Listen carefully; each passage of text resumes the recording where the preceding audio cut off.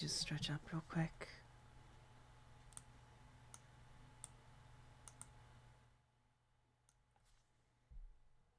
Okay. I think that should be good. Right about there? Yeah.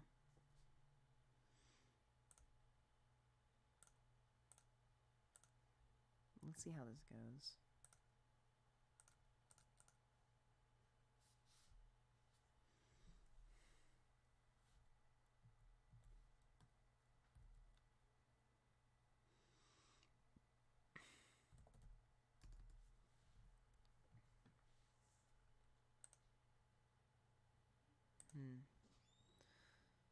So, anyone there? Anyone wanna help me make sure everything's okay?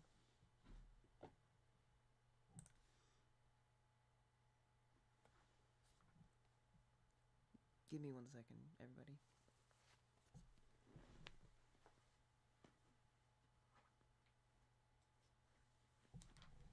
Hello. So, I'm gonna be just, kind of bored, so just want to do some VOD analysis since I saw my buddy Joss doing it, and I feel like it'd be a fun thing to do. I really thought, I want to try this, because it might be a really fun experience. So I'm gonna do some VOD analysis, and we're gonna see how this goes. So, when it comes to, like, VOD analysis, I don't usually do it too often for Robin. Like, I watch a lot, but I don't really go, like, frame by frame or anything. Something I do want to have on hand, just in case I want to check anything. This will help. So, with that being said, I want to start with this set, Nico versus Desi, because I don't really analyze Desi's play as much, and I feel like I really should, considering he's very good. And this set was one that I remember watching a bit of, but not all, and I feel like this would be a good one to start. Just gonna turn on some music. Anyone can tell me if that's too loud. And so we're gonna skip to the start of the game here. So, right here, you already see out the first interaction how everything's gonna go. So, how Robin starts the game, and how, both these characters actually start the game, is very important, because immediately, they both get off the platform, but in different ways. Nico immediately drops down, like here, he drops right down. And Desi runs back and then, like, acting like he's going to give up everything to retreat, and does a B reverse to take this. So he's already establishing at this point that he is not afraid to do these B reverses in order to, mix up spacing and everything. And in the process, he charges L Thunder. Now, getting L Thunder can really help with poking at long range, and so when he falls down into this area, he gets... Okay, he didn't have L Thunder, that was just the thing. Okay, he's going to be charging... He looks like he's going to be charging to L Thunder. But obviously, Robin's mix-ups don't just come from that, they also come from the amount of mobility you get from it, so not having L Thunder at this point is fine. But... Actually, no, I did get L Thunder, okay. So... He immediately hits L Thunder, right? And so Nico's first interaction was, right, I'm going to take center, right? So he takes center. He tries to shield from the thunder, drops shield, runs in shields again when he sees the thunder, and then drops it because he doesn't think he's going to do it again, gets L Thunder. Or either trying for a parry or not getting that. So already you've established this, and now you've already conditioned him for the shielding, because Robin has good aerials, good projectiles, doesn't want to do that. Usually Robins stay back, Desi goes in, throws another thunder. All that's just in the first few seconds. So this is them immediately playing around each other's ranges.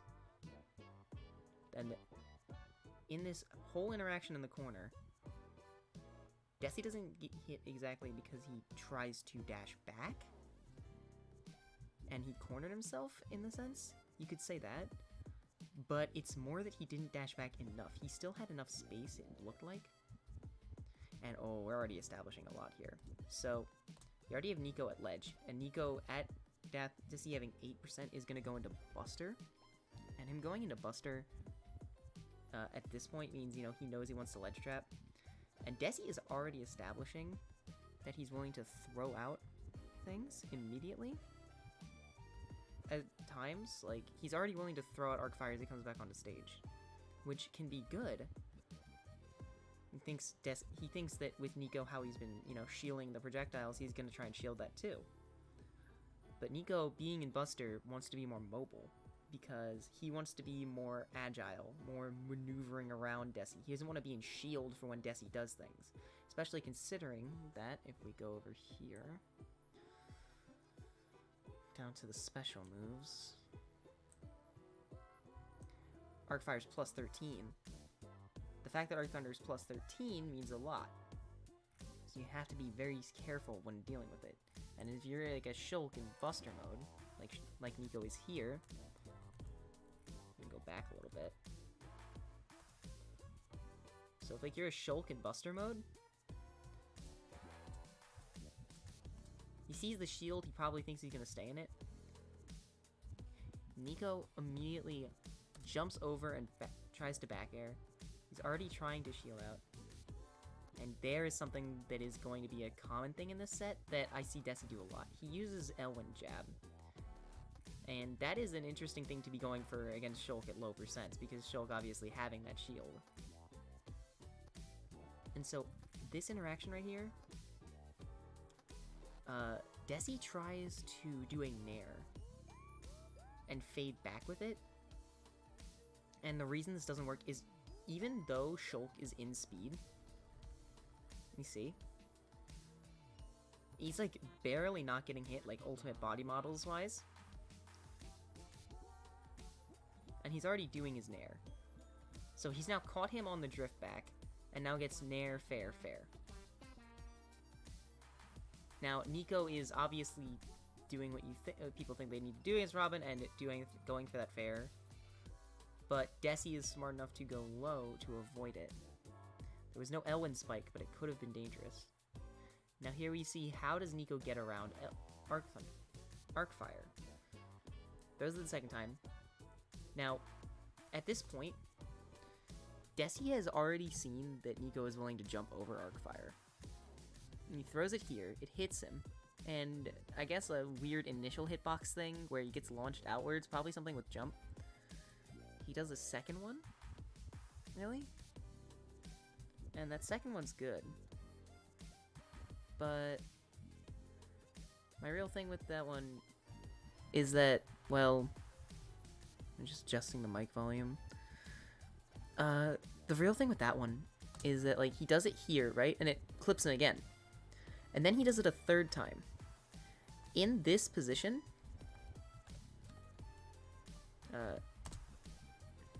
so in this position, right?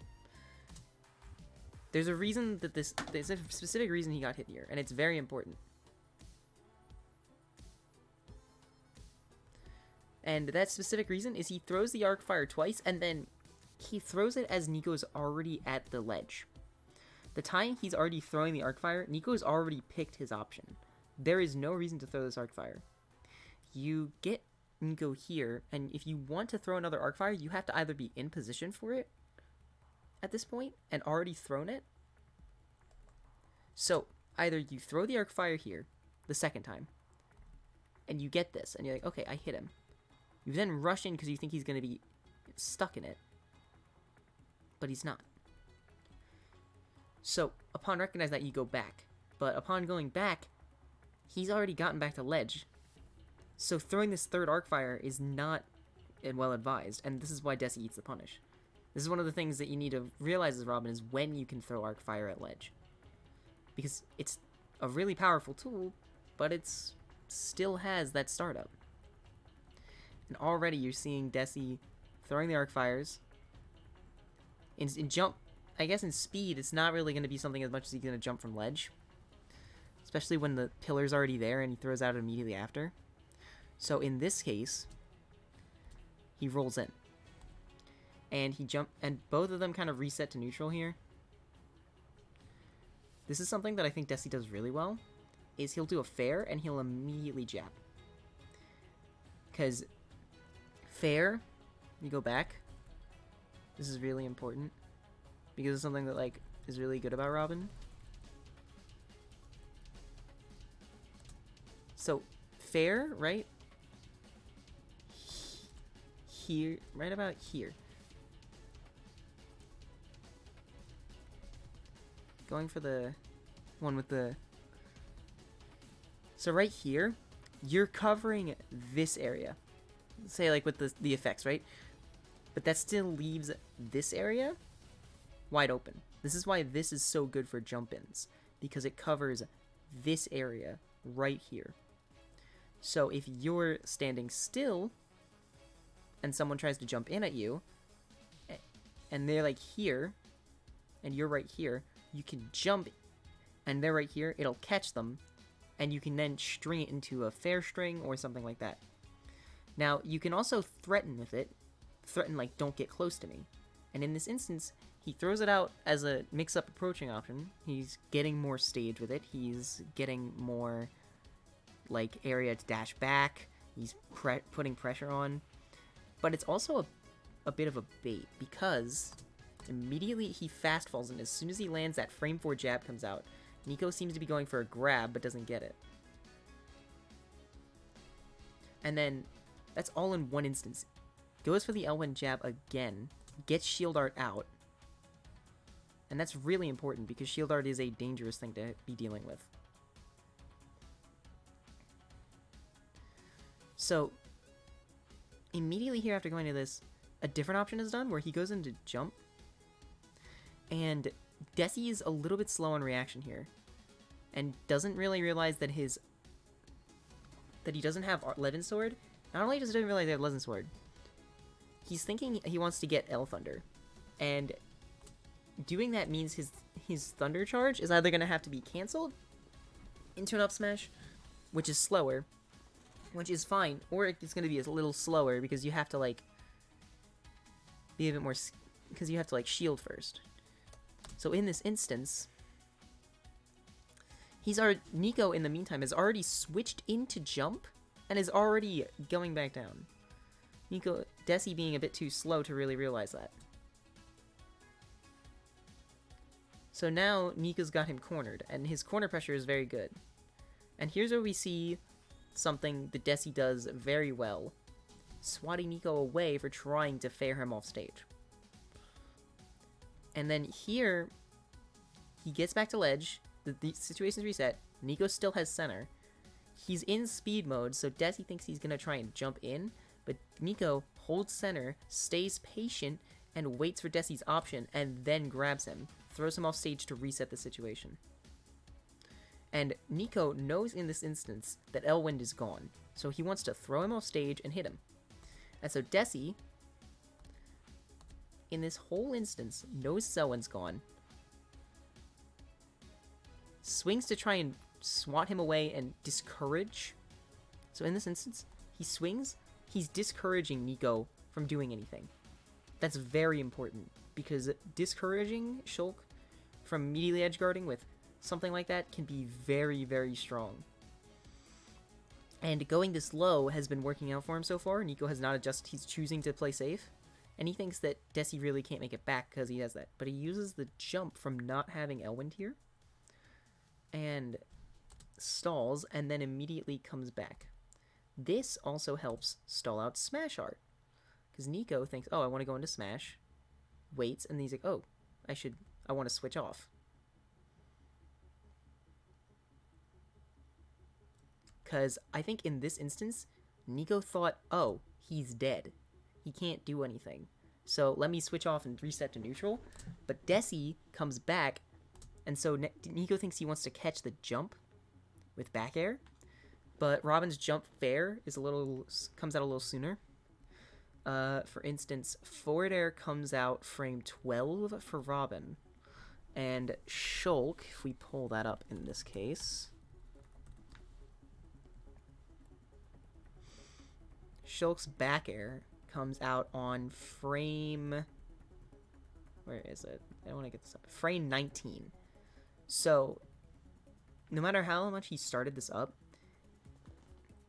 it had to be a bit of like a 7... Somewhere in that 7 frames before it actually happens, he gets that fair out. And that's really important because that means that he's now swatting away these attempts. Let me get back on this. I'll pull this over so I have it. Let me get back to fair. Yeah. Also, yeah, these aerials are really safe on shield. So, next we have... So that's how Desi takes the first stock. And Desi realizes he has 1 charge of Thunder left right now. And so he grabs Arc Thunder, which is good for disrupting approaches, can do a lot of damage, and be a very dangerous tool in general. And so in this instance, this is all like, how do you deal with Shulk when he has invincibility? Desi is in the corner now, placed himself there. He runs up and he shields and he spot dodges the grab. Nico goes for 2 grabs. And in this instance, Desi goes, takes center, sees Nico coming in with the back air, decides to give him space, and waits. So in this instance, he also uses one of his 11 sword dice, has 1 left, and loses his 11 sword doing this up smash, which does 18%. It's probably just like worth at that point. Not a bad punish, guaranteed. The real issue comes with Desi is that he misses grabbing the sword and then misses the Arc Thunder due to Nico baiting it out. And in this sense, Nico was ready for this. Nico jumps, fades like he's gonna go in. Desi throws a projectile to catch the jump in. Nico double jumps to wait it out and punishes and tries to punish with a fair. Now, in this instance, it's really important to note that Nico's fair doesn't find its mark, and now he's behind Desi. And Desi shielded it. Now Desi drops shield because he wants to get away. But Nico obviously is able to get that fair out. And here's what we see an instance, Nico going for this dare hitbox with Smash Art. It's smart, but it's going to be tough. And here's something that Desi does that's not the smartest thing in the world. In this instance, he spot dodge up tilts. He spot dodges Nico's grab. Nico is in Smash Art. And he goes for the back hit of up tilt. Now, the back hit of up tilt does combo into stuff. And that's good. But going for it in this instance is a bit risky because the back hit of up tilt takes a long time to actually come out. And so it's not able to punish Shulk's grab, and he actually ends up dying for this. So instead, a more safe punish would have been to do a grab yourself, would have been a turnaround jab, would have been anything that really could be guaranteed. Because going for something like this is riskier than, say, just turnaround jab, because jab is frame 4, obviously. And in this sense, he's going to get back thrown, he's going to die from Smash Art. So now, Desi has Nico in the corner, and how Nico deals with this, Nico takes center, goes to the corner, and retreats. Now, Desi has center stage. He has Nico back up into this corner, and how does Nico get out? He's going to use Thunder to disrupt this area on the ground. So Nico runs in and shields. And now, they've traded positioning. Not really what Desi really wanted, but he's still doing fine. He's still keeping Nico out, which is the big thing. And here's something that is really deceptive with Robin. Charge Thunder, Nico goes in and thinks, oh, I'm gonna jump Nair so I can, string him off stage. And Desi using Nair, which I don't know why they buffed it, but it's still just so good for this now. Using this option, he immediately jumps up and swats him away. And getting the swat away is really important, because this is something that's very staple for Robins. Going for that down tilt jab is good. It gets to get off me. Now, yeah, that's something that's, this is something that's a little weird. So Robin's F smash lingers for a long time, and it has a very lingering weak spot. So he gets the up tilt, reads that he's not gonna pick an option besides an air dodge or maybe switching arts, and so he goes for the reverse F smash, gives him all the center stage. This is actually a really good punish because it establishes right away that oh, you know, these kind of things. If I hit you with up tilt, you have to be scared. You know, you might want to jump away. You might want to do something else, because doing something like this can be dangerous. But it also gives him all the stage. Look how much stage he gets just from that lingering hitbox. And Nico has the ability to close that gap, but now there's another thing that Desi keeps doing. Keeps missing his tone, keeps missing his Levin Sword grabs, and it completely costed him. This is one of the things you really need to be sure of with Robin, because if you're not hitting this Levin Sword grab, it's costing you. Look, he literally gives up all of center. And now Nico has him cornered because of this. This is not what you want to have happen. You need to be on point with this. And I know it's probably really hard, especially in this one, where it's like losers round 6. This was for top 8, and it's a really tough thing. But you need to be able to do it at this point. Some of this stuff should start becoming natural as breathing.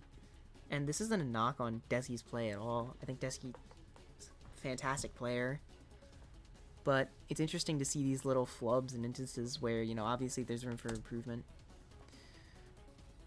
Like, here is where you see, despite this at mid percents, this is important. He does the wind jab, but because it's at mid percents, and Nico's not really able to react fast enough, he's able to switch into Buster, but it's really a neutral reset rather than a punish. At this percent, he's not really able to get anything, and if he could, he just didn't react fast enough. So Desi tries to jump out of the corner and eats a lot of percent for it. He eats a nair into an up tilt for landing on the plat, and he tries to drift to center over here, and this is a really good bait from Desi. Nico thinks he's going to drift to center and want the stage, so Desi does a neutral air dodge and drifts back to the platform.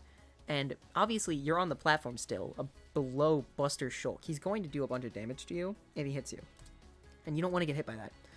So he's waiting out by going in the air, stalling, kind of. He uses his double jump right here to fake back to center and fades back in with a back air, which is promptly shielded, which still resets the situation because it's like -6 on shield, -7.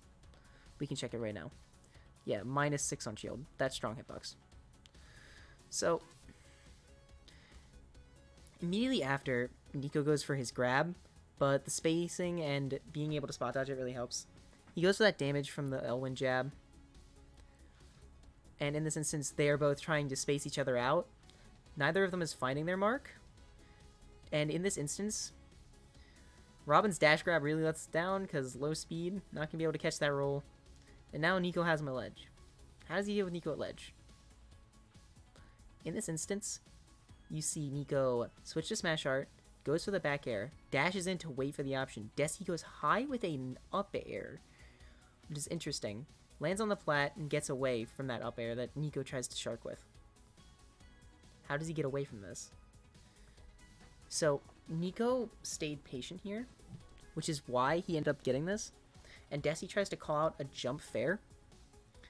And so, he uses, not only does he lose his Levin Sword here, but he's completely stayed impatient and let Nico's patience completely take him over in this instance, which is why he gets hit here. And obviously, it's very scary to have Shulk running at you this fast across the stage. He techs in place from an air dodge down and tries to spot dodge, I believe. So in this one instance, you have a lot going on.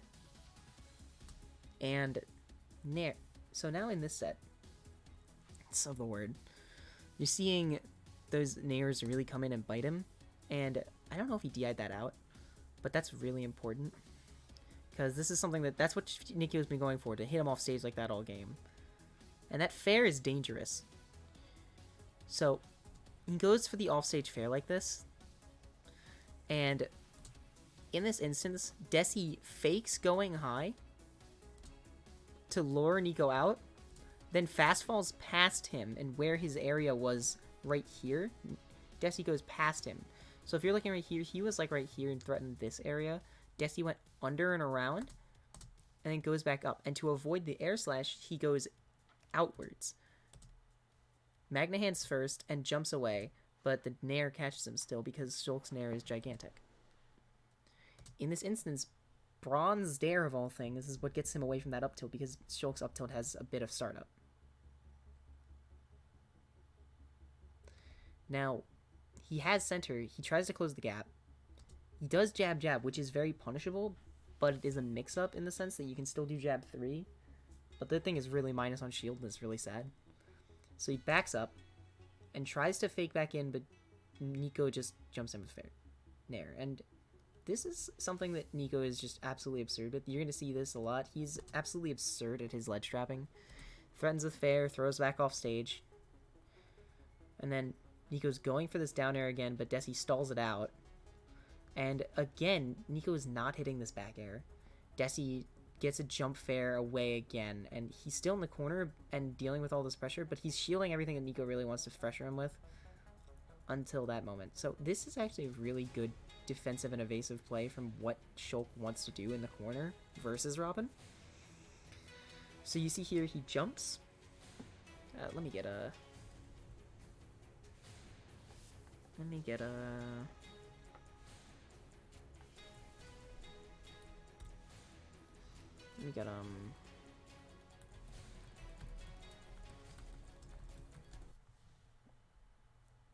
It's a good song. So, in this instance, you see Desi stall. He goes, says, no, you're not going to come down here and hit me with that up air. Stalls out with that. Elwin not coming back yet. Elwin coming back immediately lets him up eat a ledge. And in this instance, Nico has missed that down air and knows, okay, he's probably going to jump and try and hit me. And in this instance, he's thinking, he's already prepared, so he's doing the bear a little earlier. But Desi goes higher than he expects. Rather than what he did before, where he came and covered this area, he covered this area for a higher offset. And now he's on the platform. Shulk's not in smash mode, and even if he's in danger, it doesn't really feel as much like he's going to immediately die. He gets away from the up tilt because he knows he's going to try and stop this area with it. This up tilt controls a ton of space, and so it's really important that he wants to get away from that space. The up tilt controls, like... The up tilt actually controls, like, all this space. It controls all that. All that particle effect. That's where you want to get away from. And that's most of the platform. So either you roll in, which is still not going to be the best option, or you jump away. You can jump towards center, or you can jump away. And he tries to jump away. And we're going to mute that again, sorry. And so, in this whole instance, he's reset the situation, tried to swat away with Nair, it didn't work. And now he shields the back air. And tries to fair him for hitting that back air. But Nico runs to center, tries to F-tilt, but immediately with the fast fall on the fair, lets him get the shield out in time. This is something that Desi does really well, is he's immediately fast falling his fairs in order to have as little cooldown on them as possible, and be able to either jab or pick a defensive option or grab as immediately as possible. And so now, Desi does a fade back nair, which does not find its mark due to shield pushback and not really accounting for the spacing between them. He thinks this nair is hit because the nair has a lot of range. It has a deceptive amount of range, but in this case it lets him down. He's able to like discourage, being like in this immediate area with the thunder. Nico's not gonna just let it happen again. He shields it, and so he goes for the fair and gets this. There's a lot with all these intricate interactions. But there's a lot to really break down as well. Like, in this instance, he's still doing spot dodges, which can be caught on. Nico is obviously... Desi knew he should have grabbed that, but he hesitated. And in this case, he gets up-tilted. And in this case, here's where Desi, like... So he jumps at a disadvantage to kind of think he's avoiding the up tilt, but now he's still above Shulk, and he immediately tries to fast fall and neutral air dodge to avoid the situation, but Nico waits it out. In this situation, when you're above someone like this, and this is something that I do a lot too, where like I jump really too often at disadvantage, you can obviously you can B-reverse and everything, and, you know, B-reversing a disadvantage is really useful, but Shulk's massive sword hitboxes tend to make it a bit harder. We're gonna go with, I'm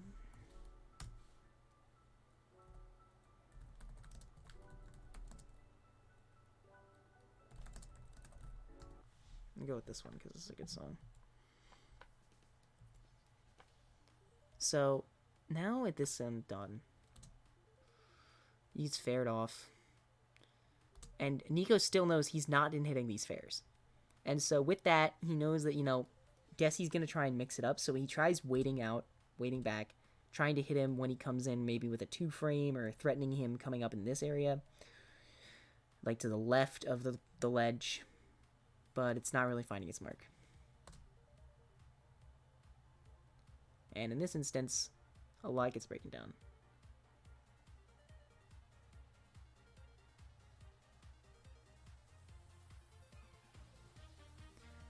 And so, why this didn't work was because he didn't do a committal option. And Desi also didn't land on stage or do anything like that for it.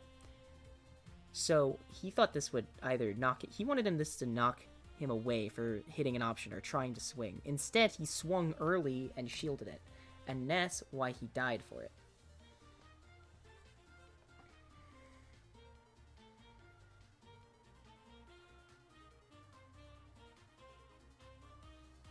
In this instance, how he deals with Buster is really important, and since he's not dealing with it well, he's already taken 62. And he's not catching his items, he's not grabbing. Gets this Nosferatu, which helps even it up a little bit. But the real question is, how does Desi deal with Nico when he does this? What helps him? And really, this is what's showing off, but this is scary, for sure. There's a lot of things that Desi's being caught on now, and you can definitely see how this game is spiraling. I'm not gonna, you know, pause everything as much. I'm gonna keep it, like, a little lower.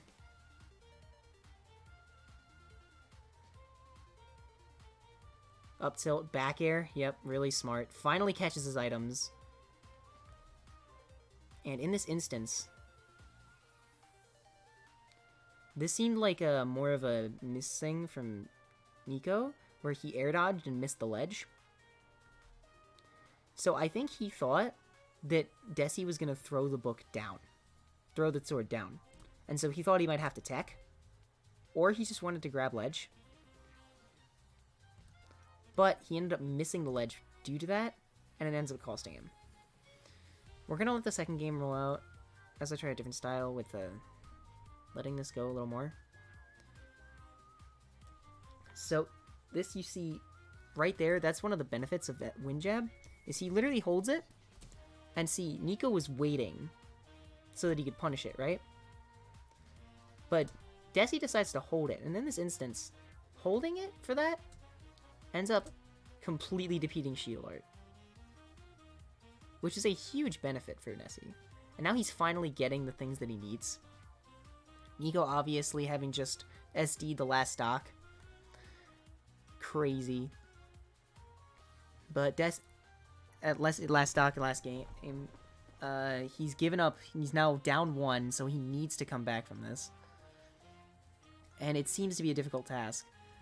But Nico is obviously doing a lot right here. Okay, so this is something that actually deserves to be talked about. So, to avoid the ledge trap, right, he attempts to threaten this with using the single Elwyn that he has to get rid of it, and saying, okay, I'm not going to die from this, I'm going to drift back. But Nico, as always, has been staying patient on when Desi lands, and this really costs him.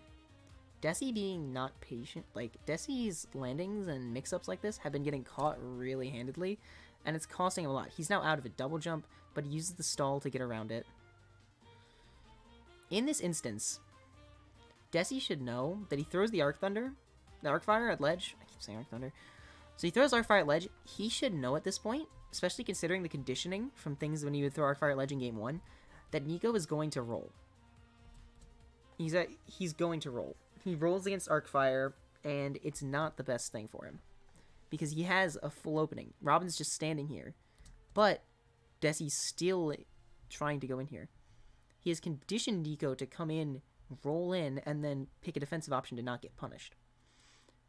Robin technically has the advantage here, but Desi is throwing it away by thinking he's going to do this. Probably a misinput on the dash attack, but not really what you like to see. He grabs a sword, throws it down to threaten that area. He's already still juggling it too. And this is actually a really good bait. So, sword throws are really fast in this game, like frame 6. And so, this is a huge get off me option that also allows him to threaten it. So he threatens the shield, he pressures the shield with this, dashes back, Nico shields again, and he sees this, and so he's dashing back, Nico shields, and he thinks, okay, he's gonna jump, he's gonna try to do something, because I'm in this range right here.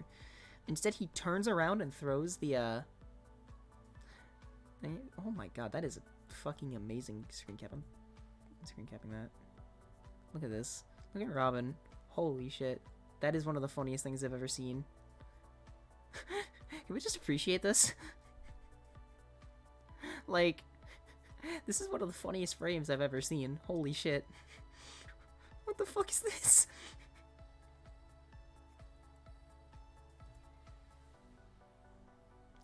Oh my god. This is beautiful.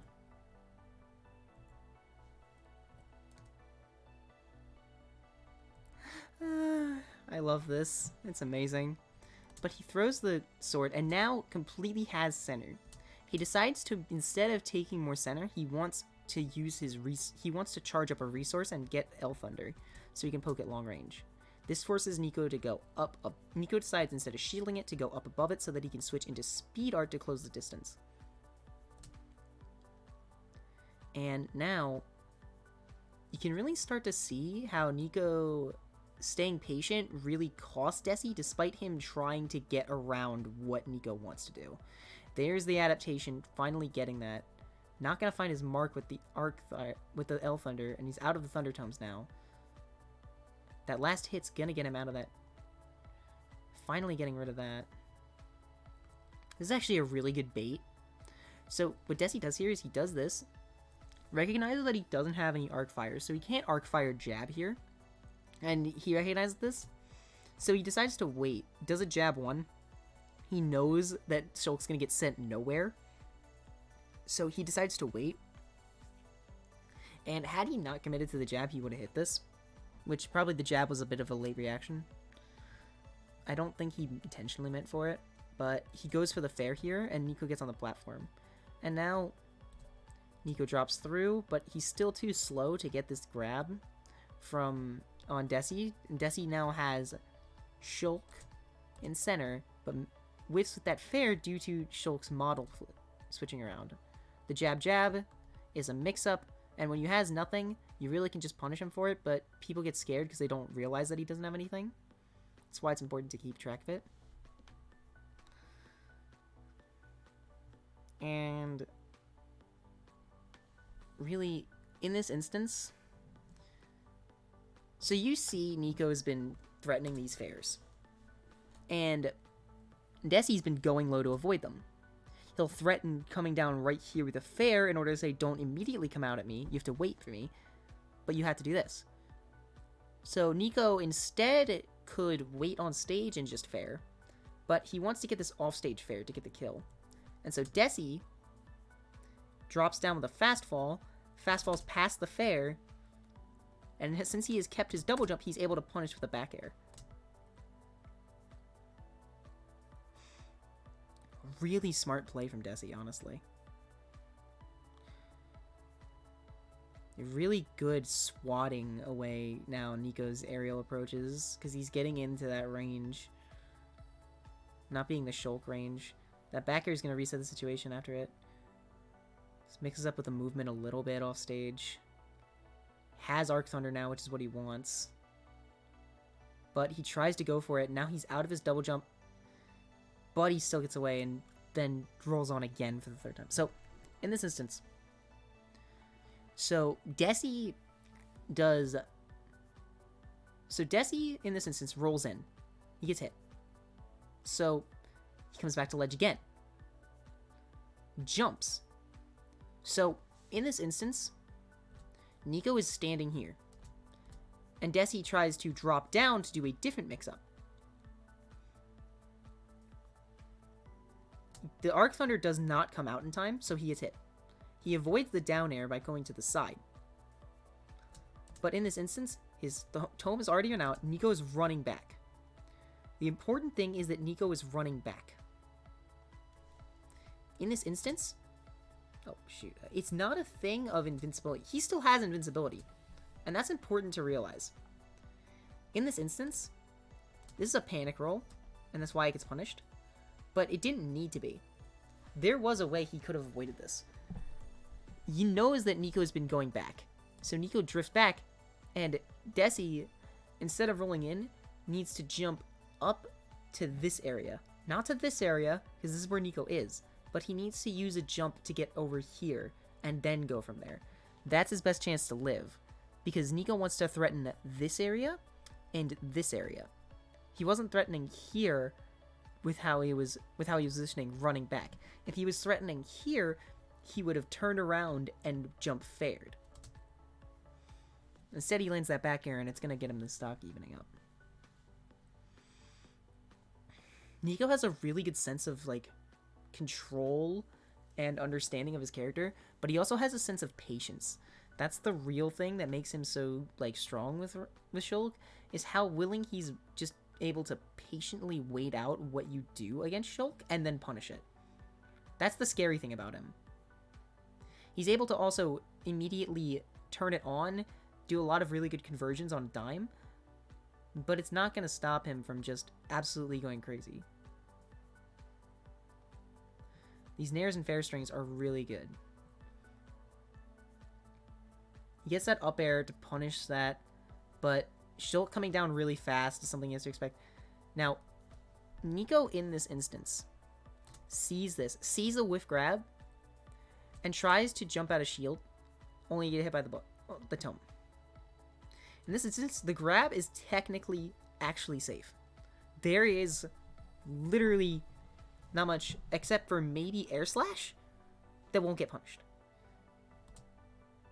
And even then, air slash will probably get hit. It'll just hit Robin as well and knock him up a little bit. Early arc fires. Finally gets Nico on a neutral get up for getting punished for roll. That's why he got punished for roll earlier, so he wants to do a neutral get up. Try and time it to get through it. Does not. Nico now has him off stage and is using smash art. Desi DI's in and techs in, but rolls in again and finally gets hit. No stalling out that time. Some really good tech chase situations here.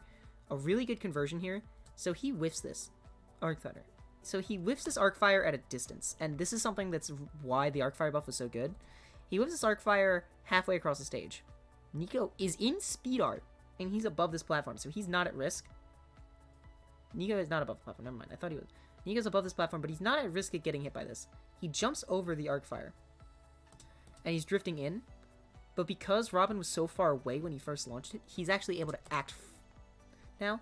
And instead of being able to Nico to get in and punish with Shulk's amazing speed, he gets nared due to Nair's fast startup and good hitbox, and put into a tech situation on this platform. He goes for a neutral tech to wait out and not really have much timing, which is what makes it so good. The neutral get tech was to avoid, to try and, he didn't think, oh, if he tries to go for this, he won't have enough time to get over here. But he did. Or maybe he just wasn't thinking about picking direction. Regardless, Desi gets this landing up air and immediately gets another up air and resets the situation. Goes for a juggle but doesn't get it.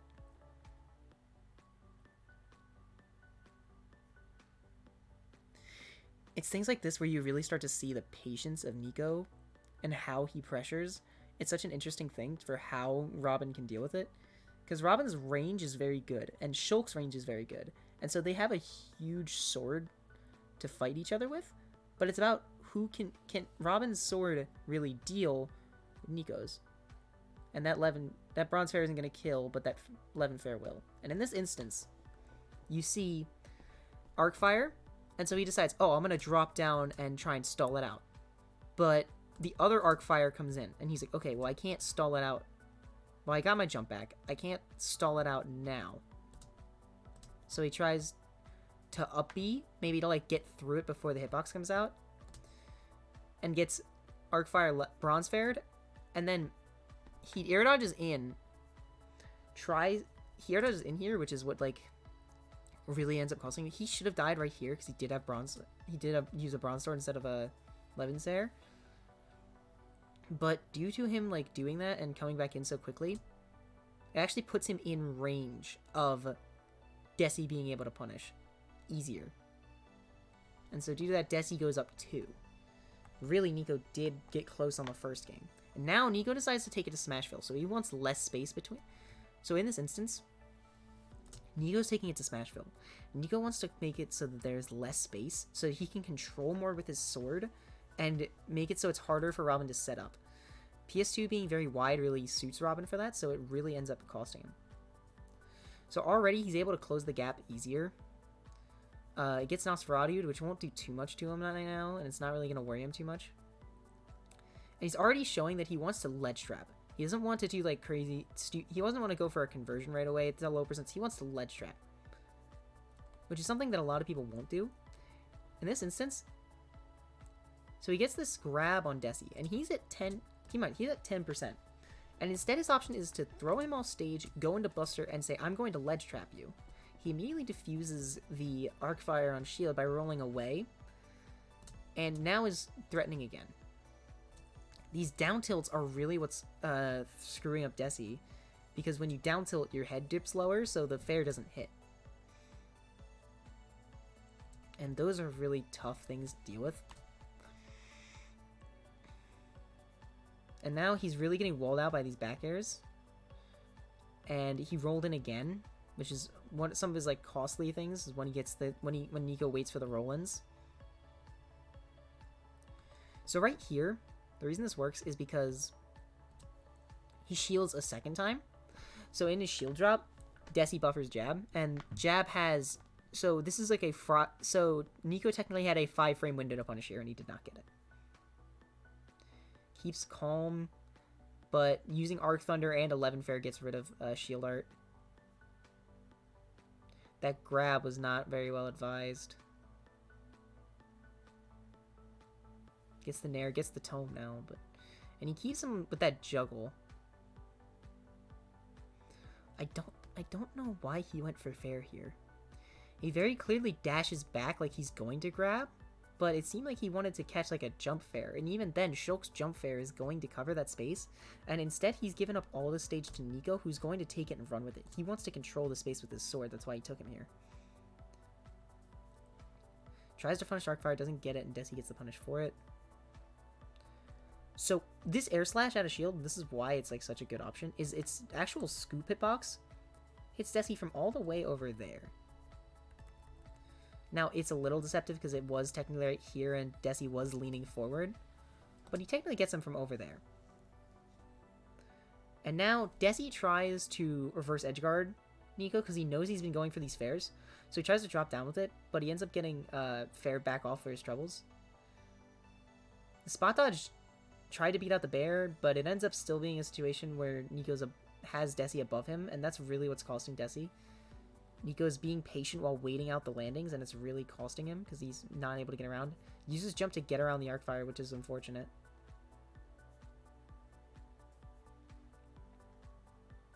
And he's really just waiting and then picking his moments where he can go in and overwhelm Desi. This is what's costing Desi, because he's not able to deal with the immediate pressure. And when he does, he doesn't get the most off of it. So now he's using backslash to ledge. Time the thing to get up and not get hit by the Arcfire.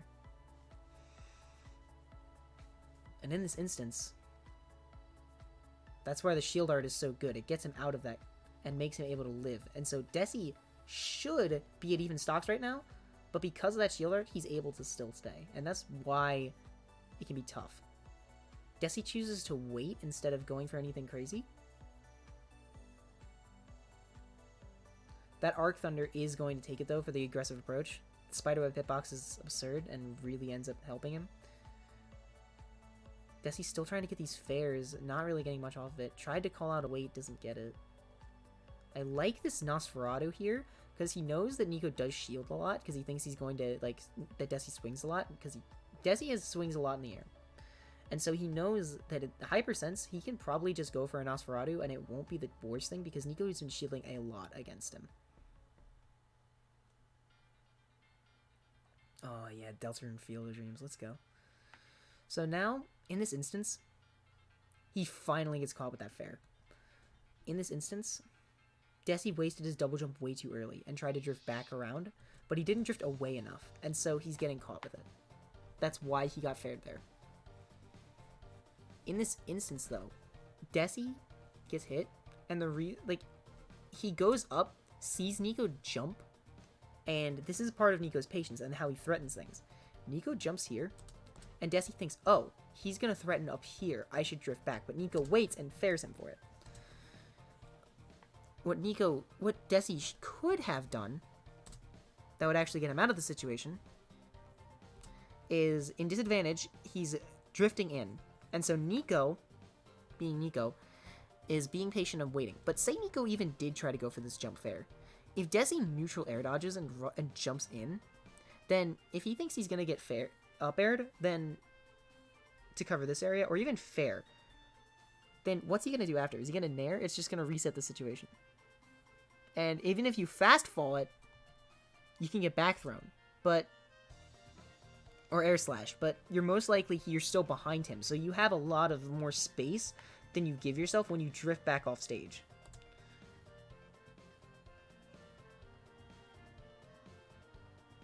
The double fair is very good. Jab to catch it when he gets up on the ledge. So in this instance, the reason that he gets out of this, so he technically jumped, and Nico needs to probably SDI up so that he can jump out. And he gets this really good conversion here. And this is like one of the things I can show from Nico's patience. He does a fair. He says, okay, I've now hit you. You are scared. So I'm going to jump, full hop with jump, and then fast fall nair down to hit you, and that allows me to dash attack. It's not true, it's just smart. And that down air is really what screwed him. Desi took away all his options by going low. He didn't think Nico would go off stage for this down air, and that's why it hits. So, in this instance, what could Desi have done? See, Desi was kind of conditioned at this point, so it's not really the most he could do. But in this instance, had he wasted his double jump? This is my question. Yeah, he wasted it right there. Okay. So, in this instance, he wastes his double jump trying to just go for a very telegraphed recovery. And so a more mix-up could have done. So he could have swung at a disadvantage, jumped to grab the sword to swat away, and then throw it to swat away. In this instance, he wants to dip low so he doesn't get faired. But in reality, something he can do is... Actually, no, I think at this point, like, yeah, I don't think there's much he could have done. He could have tried to, like, B-reverse and then, like, go high. But even then, like, he couldn't have really known that Nico was gonna mix up like that. Because Nico had been going for fairs. The most he could have done is said, oh, okay, he hasn't hit these fairs before, he's going to change up his playstyle. And so, Desi's counter pick now is Town and City. Desi wants a lot of space and a larger blast zone off the top so that he doesn't have to worry as much. The platforms will probably help, and it can become FD at times, which means that, you know, which can also help at times. Both, like, any of the transformations for Robin can all, like, really be beneficial in their own ways. Desi wants to set up, so, Nico kind of brain farted here a little bit. Desi throws this arc fire not because he wants to say, like, you know, have anything crazy out of it. He wants a literal wall in front of him. And Nico runs into it. What he really wanted was Nico to try and, like, run up and maybe try and hit the arc fire so that he could swat it away. He's threatening the ground area with this. And a jump Nosferatu here, what's the purpose of this? Because he knows Nico's coming in, but Nico goes higher than that. Maybe he just didn't do it right, but Nico always goes in from a higher angle and then like falls down with it. Because Shulk's hit sword is so big, he can fall down at a faster speed than normal. It won't work on like normal characters. And now you see Nico's real patience at Ledge Shine. Where even if Nico doesn't get a punish immediately, he waits out that, and now he still has center, but going high to jump around doesn't really get him anything. And Desi actually does get around this with the roll.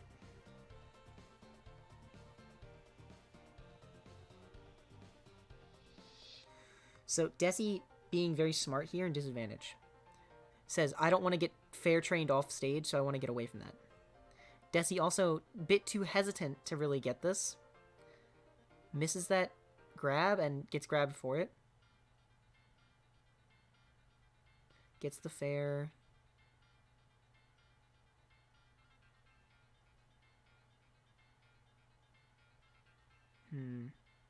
That's a really good jump, Nosferatu.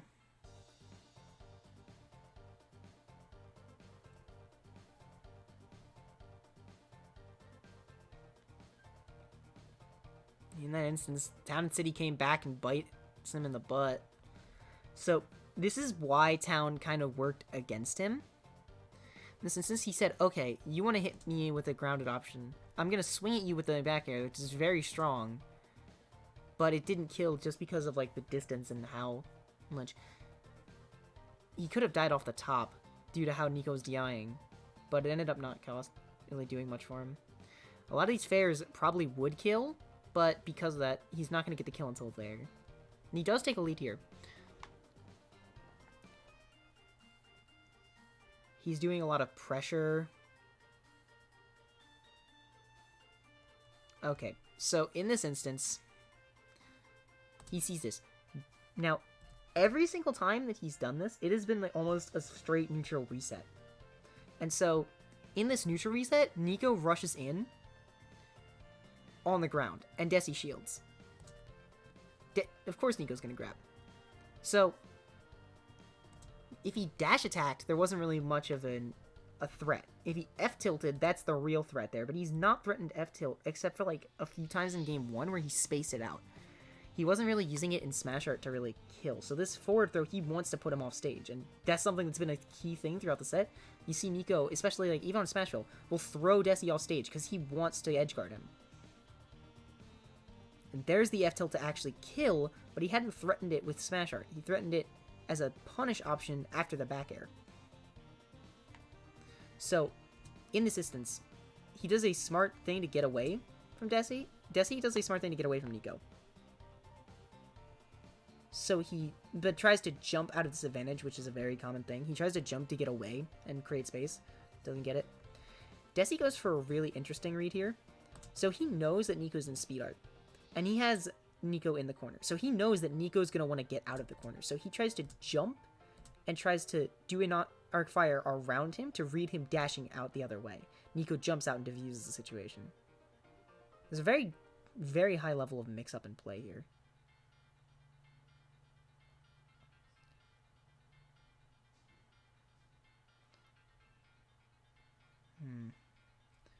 Yeah, that's a lot of damage he just tacked on from that. So he whiffs that F-tilt, right? Which is really good for Desi. But Desi, after he gets hit by this down throw, he rolls in and tries to jab. And I don't know if that's really nerves or something else, but that's definitely not what you really could have gone for. Nico had already backed up at that point. He thought maybe Nico would go into like something and he'd get shield pressure or maybe punish the F-tilt. Not really what you want to get. Maybe he wanted the turnaround jab too, because that would have helped. He now gets the tome. Don't know why I don't know why he didn't throw this down. That would have actually created pressure on his shield. Instead, he throws it away and tries to nair. Maybe I misinput. Oh, a reset with both of them. So in this situation, right, you get hit, you get faired, you faired again. You up B. So did Desi lose his double jump here? I need to actually check this because this is really important to me.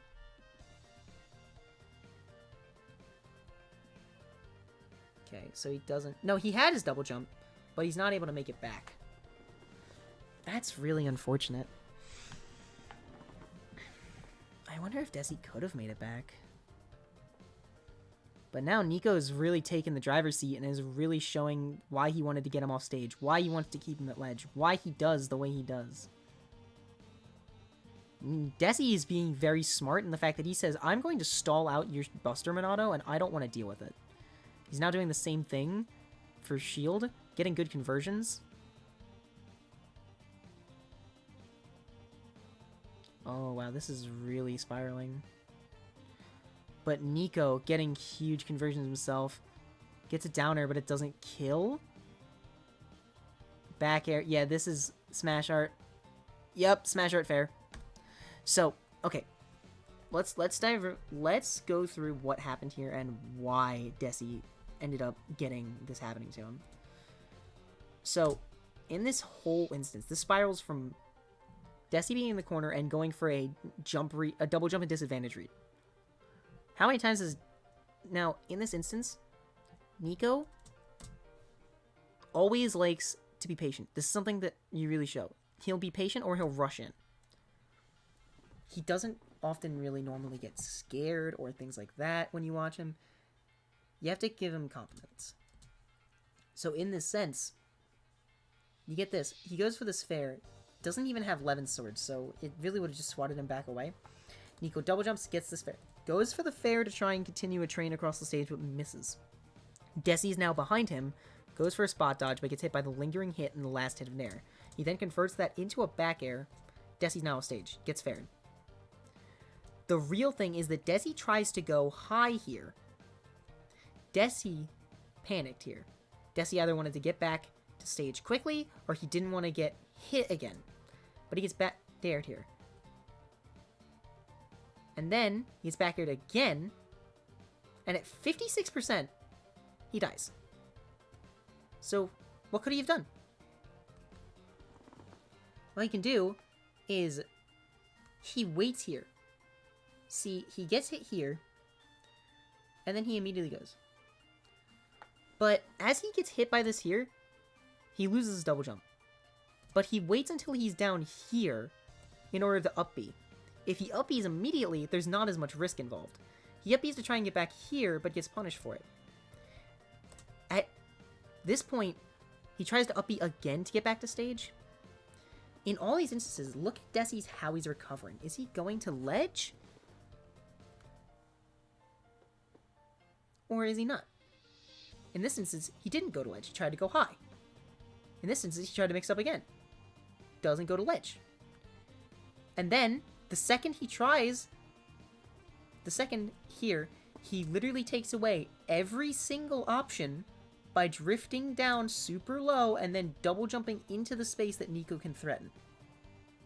There's not much that he can do in that instance. And in actuality, Desi really did it to himself. That wasn't anything on... Nico was playing and doing the right things, but Desi's bad options and disadvantage are what cost him this game.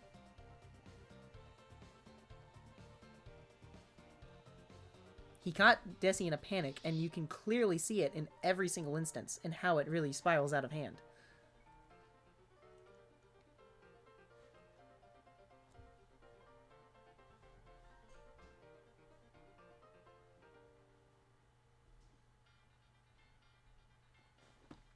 It's very clear to see that this matchup, in particular, can go very either way.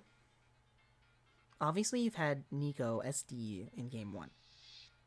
But Game 2, it was much more solid, and you saw how Desi could play around different things. Nico does have the tools to get in, but Desi also has the tools to deal with what Shulk wants to do. And you can clearly see that. So, Desi counterpicks to Town and City again. He says, I messed up that last game. It was on me. I think I can do it on Town and City again. So he gets the fairs. Nico switches into shield art here to try and not get a train, to try and not let a train happen, and techs. There's a lot of sword swinging coming out from Nico. He's trying to say, hey, I'm spacing with this, and you have to deal with it. That Buster Air Slash, not able to be punished, but also does a ton of damage. Okay, here's something that a lot of Robin players fall to, so this is something that's really important. In this instance, you can very clearly see Jesse air dodges, he lands on the ground with a Arc Fire. Whether this was supposed to be a B reverse, we cannot say for certain. But when he starts the Arc Fire, keep this in mind. When he does Arc Fire, where is Nico? When he wants to do the Arc Fire, he's like here, right? But Nico, in this instance, you can very clearly see, if you watch the thing in full motion, he is jumping and fading in. He is not jumping and fading back. Nico wants, and in this instance, that's something that Nico knows that Desi doesn't. So something that's really interesting is Robin and Shulk both have to keep track of what they have. They have a management system. Minato arts have cooldowns, so you have to, and times, so you have to keep track of how long they last. In this instance, Desi has to keep track of his books, but also should also know how much time is left on Buster. In this instance, you can see Nico's fading forward and pressing and going to hit a button. But Desi, maybe on autopilot, maybe not, maybe trying to catch something, goes for an Arc Fire. And he gets nared in for it, and that's a really bad thing to happen. I think that happens to a lot of Robins, either on autopilot, when they're scared, or a lot of other things. This is actually a really good diffusal of this pressure. That fade away fastfall nair really fastfall air nair dodge really helped him out. Now he has him at ledge. What's he gonna do? Actually, I know what I want to listen to. Hold on.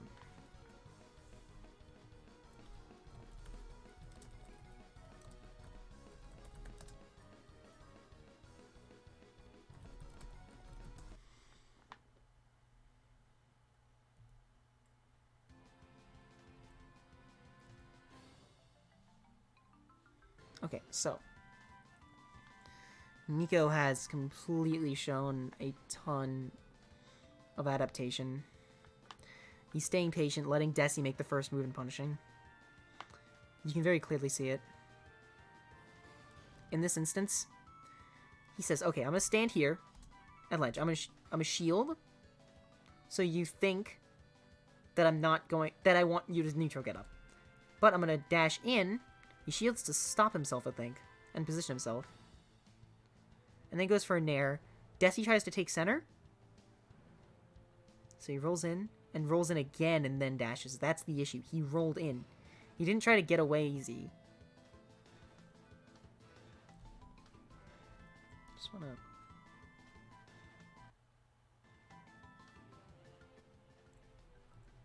Okay, so... Now Desi comes back on a fresh stock. How does he deal with it?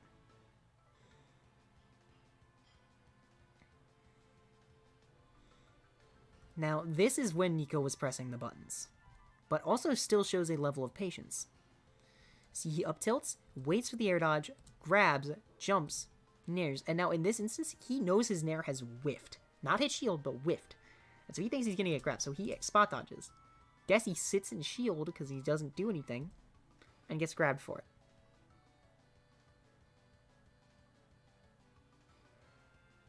There is a lot that you can take away from Desi's play and how he actually swats away with projectiles, keeps him out, does very good things around it. But you can very also clearly see how Nico's patience is something that you can apply regardless of your play. That's the biggest thing to take away. So he goes for this drop-down Arc Thunder. And drop-down Arc Thunder is something you want to do when someone wants to throw and threaten options out with hitboxes at ledge. The Arc Thunder will trigger on them and knock them completely away, and you can get off ledge for free.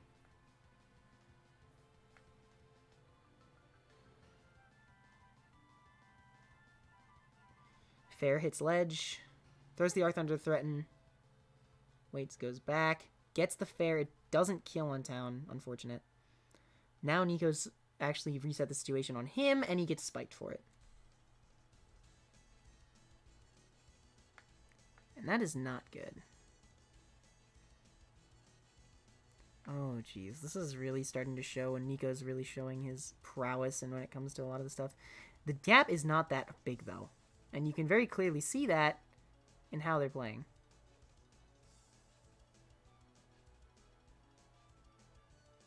Desi knows that he has Nico at a very high percent, and he can kill him. That is the biggest thing that he actually has. He knows, hey, I may have gotten spiked there, but he knows that really it's a 2-stock deficit, but it's more like as soon as he gets that good hit, it can be a 1-stock deficit. And as time goes on, Nico's getting more and more openings on Desi, trying to get that one hit. Now, Desi has him at low percent.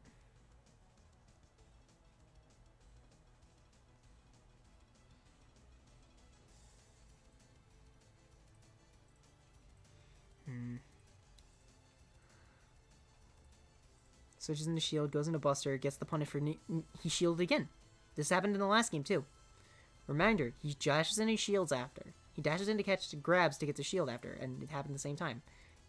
Desi resets the situation, uses the book to cover that area, works. It's very smart because it forces Nico to go around. Even if he doesn't, he gets hit. Okay, in this instance, Desi's hitting a lot and doing a lot of damage. In this instance, he dashes away. If he jumps up to grab the tome, not only does he... Not the tome. If he grabs up to grab his discarded item, he actually gains a lot more than he loses here. He gains the discarded item. Nico's back air doesn't hit. And he has something... And now he's not... And now he's not getting put at ledge again.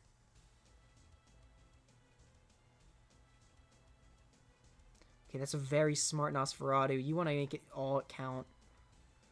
But now it's on cooldown for 30 seconds, which is the scary thing. Desi knows he has to do something.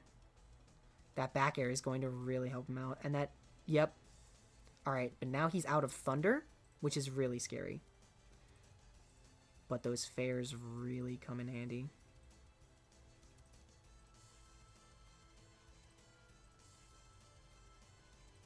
Desi has really started adapting more and really not being scared.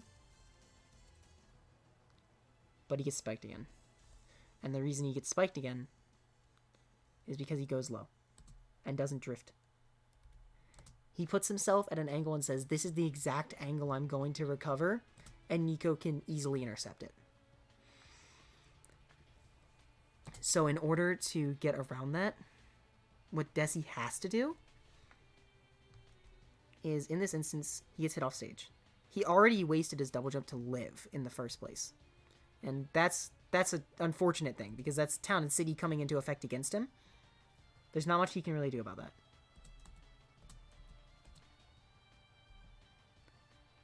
Because he's at a 50-50 here, and he chose wrong. The 50-50 is, am I going to get fared, or am I going to get down-aired? And Nico decides to go for the down air.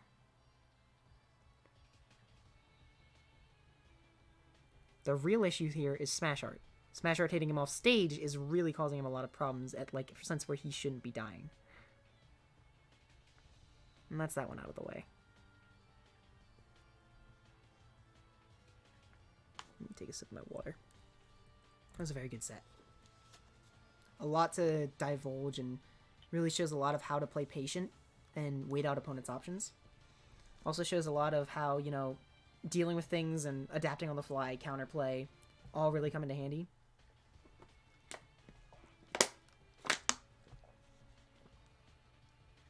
Some things that I really noted were how similar options would always get punished. Like how after the Elwyn jabs at low percents, Nico would land and rush in with with the art change grab, and Desi did not try to jab.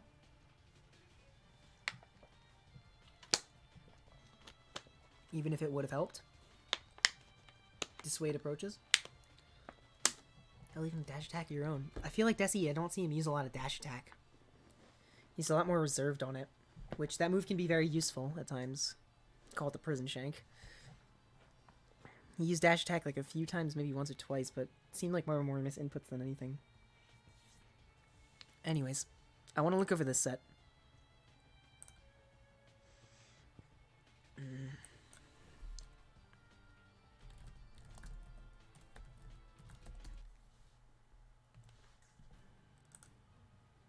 So this is Jewel versus Jen. And this is a set I want to watch because this is like the Robin Palu matchup. And that's what really is like one that I like, that I wanted to study a bit. And so already off of start, you can see a huge difference between Jewel and a lot of Robins that you see, in that he immediately takes action, takes center, and plays more aggressive off the start. He goes for a jump, he goes for a full hop, and then fastballs a bronze up air, which people don't usually do, converts it into an up tilt, and then follows the double jump with an up air.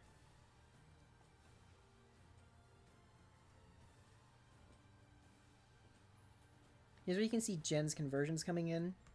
So keep in mind, he was at 8%, and that was one nair. That was very impressive. This is also a lot of really good and high-level play you can already see already between them. As after Palu parries this landing aerial, you see that to get this, Jewel actually crosses Jen up here, but Jen decides, oh, I'm going to turn around and grab and get a RAR back air after. And so Jewel's idea is, oh, he's going to rush in. I'm going to get away from this explosive flame. I'm going to jump, and I'm going to arc fire to cover him jump to him running in at me. But the issue with this is that he wants Palu to run in at him. And Palu is going above him to hit him in the air. Hits him into explosive flame, tries for the thing. And Jen's issue here is really just an underestimation of how Arc Thunder works. It travels slowly at the start and then picks up speed, which is why it doesn't hit. Maybe thought it was going to be an L Thunder, in which case it would have actually reflected. So this allows Jewel to get back to stage.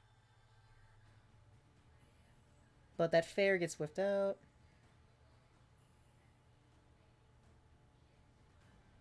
Really smart conversions from Jewel.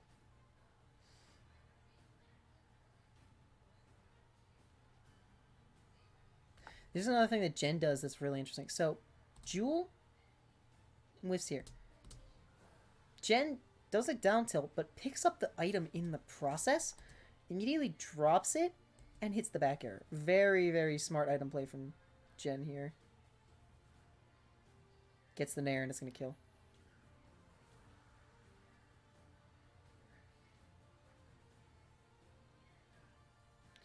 Okay, so why did this work?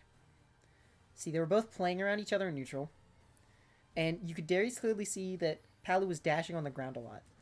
Jumps up, and then tries to land, but gets naired for it. Nair find its mark, but Palu's nair find its mark. They both reset the situation. Jab hits. Tries to threaten with the arc fire. Now he's off stage. The fair doesn't find its mark. That wall. This wall was so smart. So he throws the back air here, right? Drifts back, doesn't get hit by Palu's back air. So now there's an item in play. And then he does a B reverse with the arc fire. And that B reverse puts him on stage and means that there is now this item, which is falling on top of, from an angle above, and drifting out and going to the ground, there is the arc fire. So Jen decides that he wants to go towards Jewel, and this is to get away from it. Jewel takes center in doing so and gets a jab.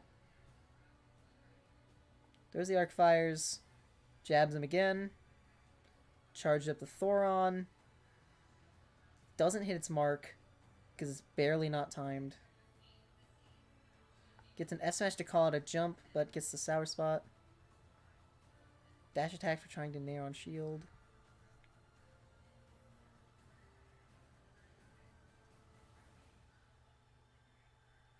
Now here he has the book. Throws it. That jab is going to finally take it, though, because Arcfire jab is deceptively strong to people.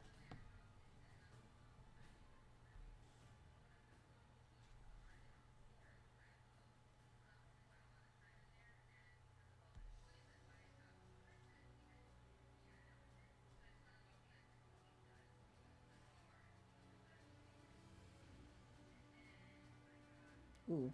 Okay, so why does this work? You know, there's the arc fire. There's another arc fire. The arc fire works here because it's specifically traveling downwards and already able to hit roll at that point. If Jen was just a little bit closer or was able to roll a little bit sooner, it wouldn't have worked. Jill tries to throw the sword, which is really smart to try and hit him back off stage even farther. Really jumpy angles that work against Arcfire. Trump back air really comes in handy there.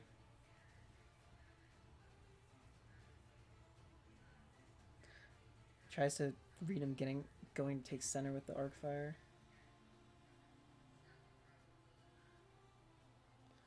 Throws the Arcfire away. So in this instance, it's actually really interesting. So Jewel threw that Arcfire in advance and in the air to where Jen was going to be. Jen goes for this. Jen sees this, right? This Arcfire is meant to hit Jen. And it disrupts Explosive Flame, which is why he's able to get this. He throws away the L Thunder, probably on accident, but Jen going for an aggressive option does not pay off for him here, and in the end, gets nared for it, and that's how it becomes one apiece.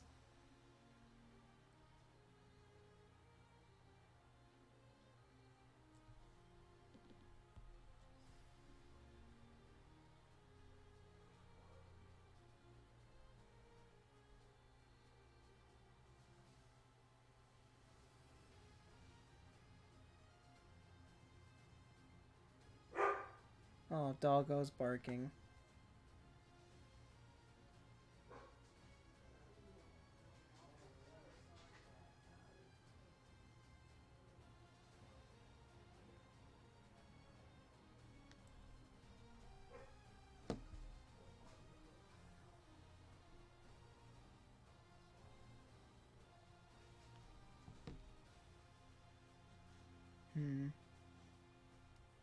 So I looked away for a minute just because make sure my dog was okay, so I'm going to go back a little bit.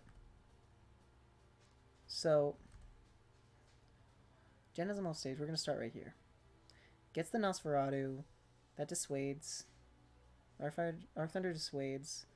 Gets a high jump. And then fast falls the fair to mix up. Gets a Thunder Juggle up air. Into a fast falling up air off the plat. Very smart. I think Jewel's Levin Sword uses is some of the smartest. The way he actually knows how to use his sword and swing with it is unlike a lot of people's, which is why he's so proficient.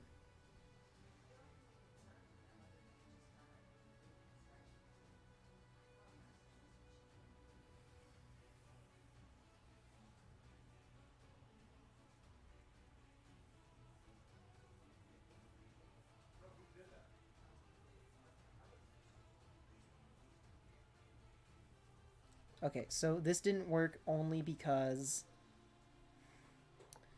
Arcfire gets beaten out by hitboxes. Barely gets around the Explosive Flame, punishes it with that. Grabs the hitbox, but does he die for that? No. Now he has the book in hand and has the ability to do this. Oh, he dropped the book. When did he drop the book? Hold on. I guess it's kind of hard to tell without the audio. Yeah, he doesn't have it there. So he loses here because he goes for a drop down, jump up air. And gets back aired for it.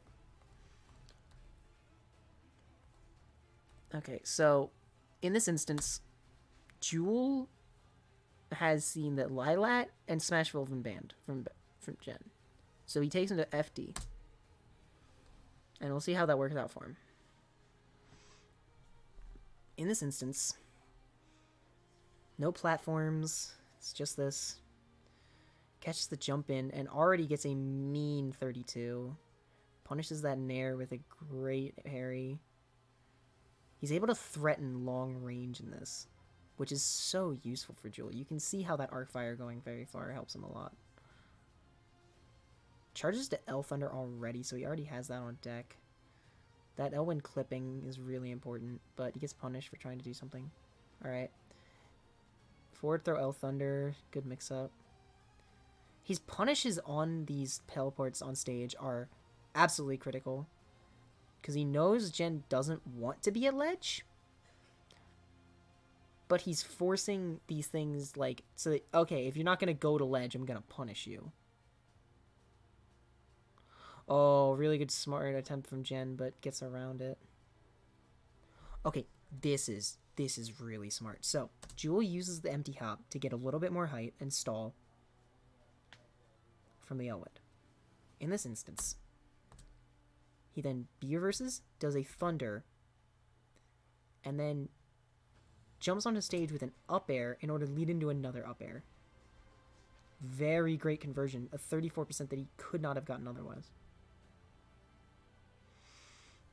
It was great to call out what he was going to do, after that he would pick a not shield option after the Thunder.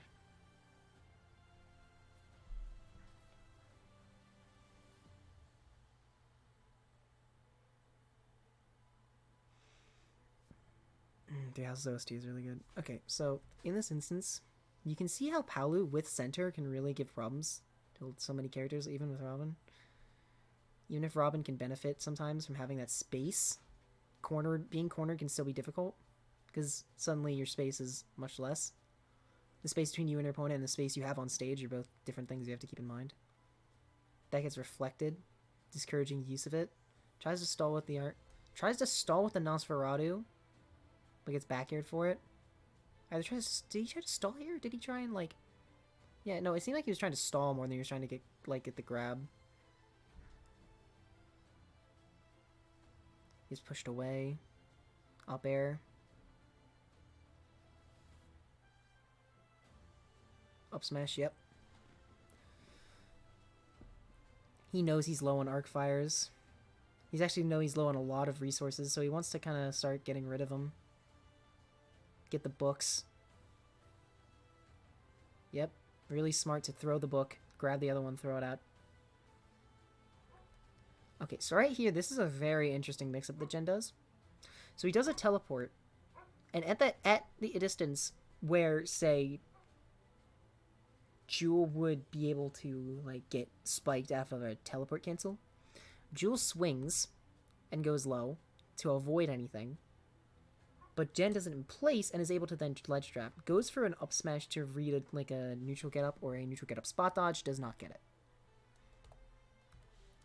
And so now you're going to see, I accidentally skip forward, these dripping arc fires are coming in so handy. Gets arc fire F smash. Now Jen's already at 60, but that back air is going to find its mark. Oh, that's really good. Okay, so something that El Thunder is really useful for. So Jen swings to get at a disadvantage without burning any of his resources. But it leaves him in lag enough to get hit by El Thunder, and now he's off stage. This is the patience that Jewel has that so many people need to incorporate. He walks forward, knows like, okay, I threaten this. You think I'm going to go for an F smash or a down smash, and then I just wait for your roll. Waits for the jump, gets a nair, and he kills Jen off of it. Extremely smart. That angle that it sent out was probably not the best DI. You can watch it back to check that. Yeah, it just sent straight out, actually. No, there's nothing he could have done. He already lost his double jump.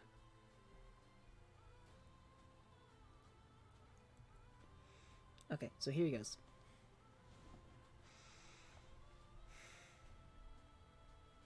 So, immediately off the bat, you see this very funny thing where they both throw the best fire they have.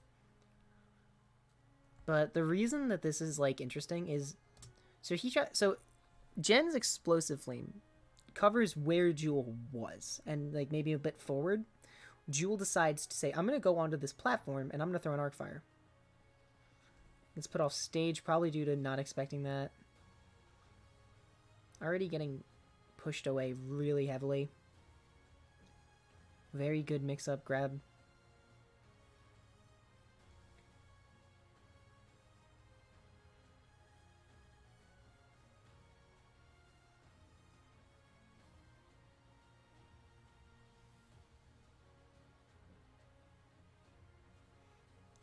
So Jules just kind of throwing the projectiles to keep him away, and Jen's just like, okay, I'll just jump around it. I don't really care, and then I'll throw that. Yeah, that's Balu's back air for you.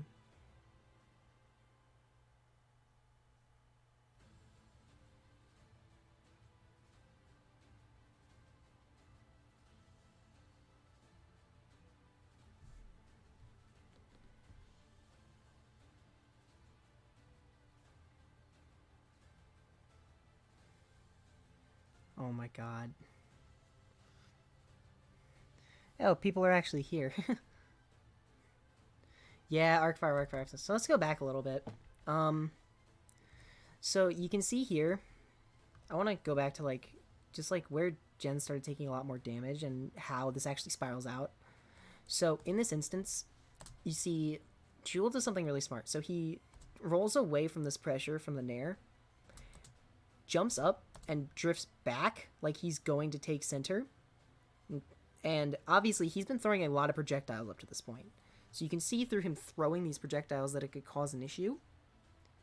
And instead, he then does a wave bounce arc fire.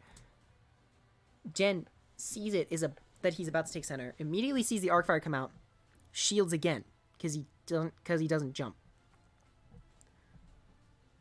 He says, okay. And so what does he do? He gets a free Nosferatu off of it. Very, very strong. And then in this instance, you can see how he does the short hop and then just thunders really quick. And Jen doesn't really have the time to react and get that out. He'd have to predict in advance with these thunders in order to get the downbeat to counter. Oh, okay. So here's something. You see, he uses the thunders, grabs the book, and immediately throws it to disrupt that pressure. Very smart here, too. He reads that he's like, okay, I've been doing this, and he's been going into shield. So I do it, and then he rolls back. All right, that's a free arc fire off smash. Gets a book out of it, throws it up, waits, the book comes down, but the fair is going to get through it. Nair to cover that. Arc fires. Yeah, that's really unfortunate. That's one of the things. This happens a lot to a ton of players. The resources get burned, they get clipped by arc fire, and instinctively either air dodge, think they have the tech, they're trying to buff rate of roll. A lot of things happen, and it ends up costing them with air dodge off stage, and they die. Also, guys, I'm not getting drafted. Goddamn. Here's the thing where Robin can really utilize the tools. A lot of these things, like auto reticles and things like that, can be really annoying. But the way you can actually space out and really use your sword to your advantage against Palutena is really being shown well by Jewel in this matchup. And this is something that you can really see how it really goes. Yeah, and Jen just kind of knows it's over. So this is where, you see, he does this. Jen shields. He lets go of shield, preferably to think, oh, I'm not going to get hit by this. I can grab him. But the lingering hitbox, and Robin doesn't drift completely in, so he doesn't go around him. So instead he gets hit by this, which then leads into a fair because he didn't air dodge, and Jen knows it's over. Very, very strong showing for both sides, but Jewel really showed the prowess in the third game. Really was able to hold on to that first stock. And now we have this versus Utopian Ray. So, Jewel was not doing the best against Utopian Ray before. He always said that, he doesn't have the best.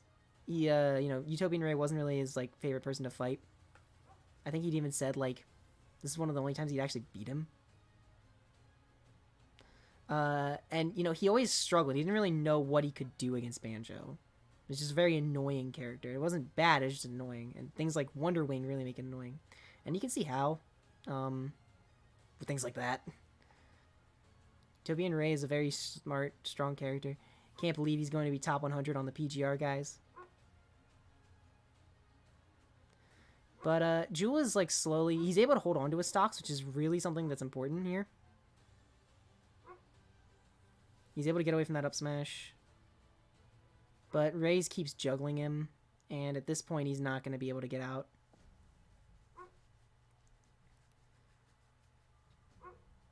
He tries to go for a second arc fire there. Probably ill-advised. He didn't even get a jump off of it, but maybe he just thought, like, hey, I can try for it. Something really interesting about this matchup that can help a lot is that I don't know if it really shows much in this set, but arc fire can actually trigger on the grenades themselves. So that can really help. And you can really see how Ray just plays this very, almost like everyone's called, like, the way I've seen, like, good friend, like, Fate play. Where he plays a very, like, he plays a very grenade egg game. But he's also not afraid to, like, jump in and just, like, hit him where he knows, like, oh, you think I'm going to play safe, and, you're going to throw a projectile, so I'll just hit you for it. Also, a very strong Nair. Gets a stock trade off of it.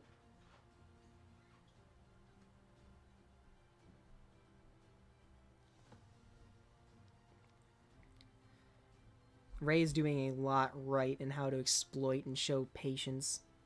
His conversions are on point, very strong. He keeps trying. Jules is trying to charge to Thoron in order to really show this prowess, and like I can control the stage, like on the ground. But Ray is always in the air, doing all this like weird shit, so it's really hard for him to really get that footing. Okay, we can go back and appreciate this, because this is sick. He goes for this fair up air. He goes for the throw up air into bronze up air because he doesn't have Levin Sword. He then dashes on the ground into a grab to punish the grenade. Tries to go for a Nosferatu on the roll-in, does not get it. But, yeah. Goes for a mix-up and gets Wonder Winged for it. And so, banned Battlefield and Lilac Cruise. And he goes to Smashville. So, Jewel takes him to Smashville. He wants less space because, Banjo's been kind of just doing stuff at a long distance, being annoying. Gets a free grab for that. Goes for a double arc fire and get it. But the arc fire still triggers on the grenade, really helps. Calls out the jump. Stops it beforehand. That's the important thing. You stop Wonder Wing before it, or you have to, like, wait it out.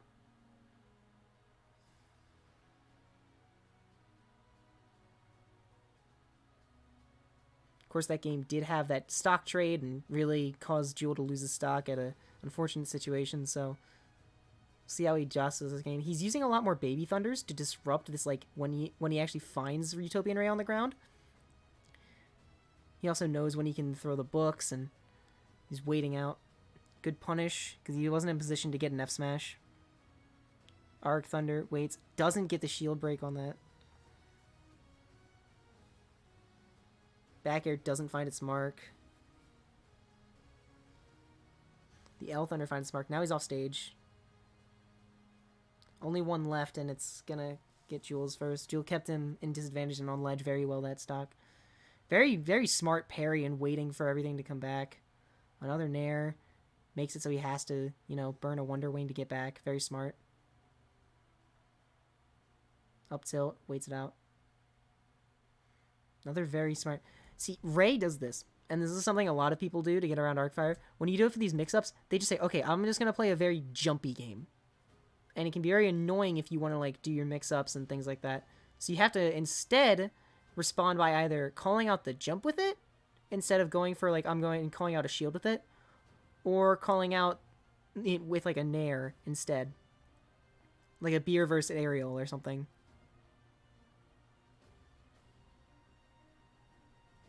Nair's before that Wonder Wing can get out, tries for another one to try and get it, does not hit it.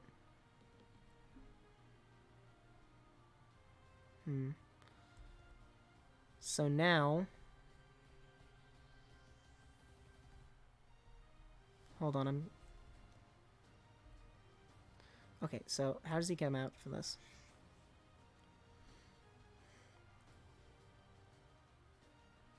Good fair, good Nair. Goes for that up air. Does double arc fire on shield. Does a third one to try and catch a roll. Doesn't get it. Now the situation's reset. Utopian Ray again takes to the air. Just trying to kind of pester as annoyingly as possible.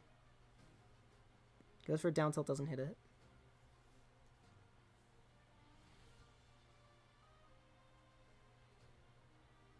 Yeah. So Jewel's been throwing a lot of baby thunders, which is really good to disrupt it in that mid range. So he jumps and then does Wonder Wing to get around it and put him off stage.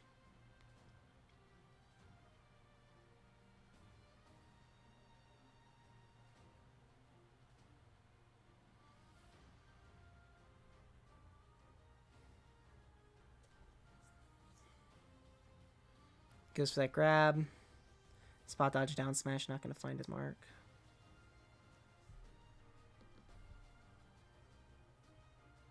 Down throw, up tilt. He waits for it that time because he knows he wants the up tilt. Up air, up air, up air. Wait, gets the arc fire or on ledge and the arc thunder. Now he's at 65. This is really spiraling. Now Jewel wants space. Jewel knows he has a lead. He doesn't need to commit as much. Jewel's saying, okay, I'm going to wait. I don't need to have all this happen. Now you can see how he's getting juggled, but that down air coming in quick. Robin sometimes doesn't have the speed to punish and gets the grenade with that fair. Very strong. Very smart.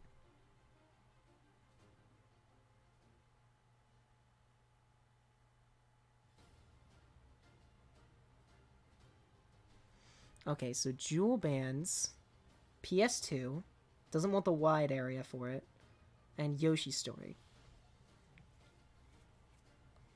So Ray, in response, takes him to FD.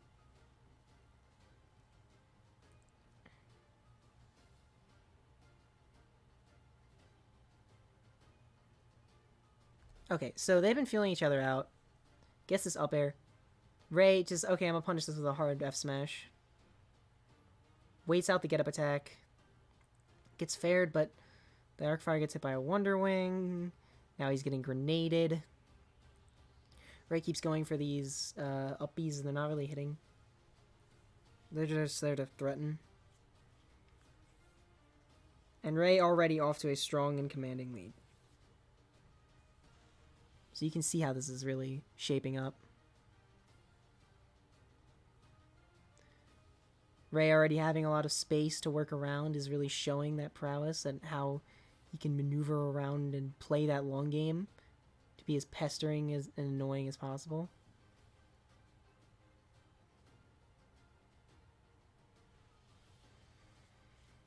Yep, Arcfire gets beaten by Wonder Wing, and that happens. Arcfire up smash, but not going to kill at this point. Tries to get the... He's waiting and he's charging up, throwing the Arcfires at distance.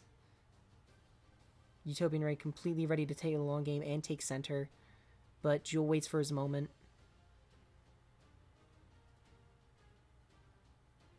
Gets that Trump back air. Extremely smart. So, in this instance, he sees, okay, he's Wonder Wing. He has no choice. He's going to go to ledge. Go for Trump back air. Most Robins don't Trump back air, so it's a really good mix-up for Jewel to do.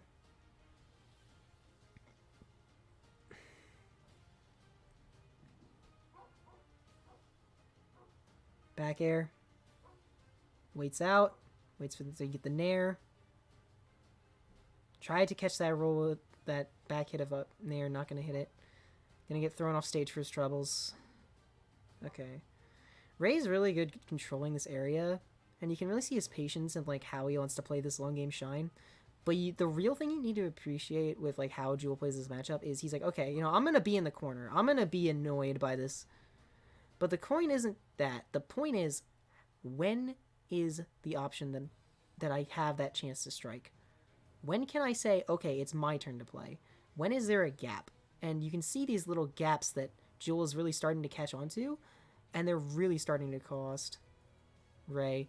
Though Ray gets good frame traps, you can see how, like, over the course of this, you can see little bits and pieces that Jewel's getting these punishes.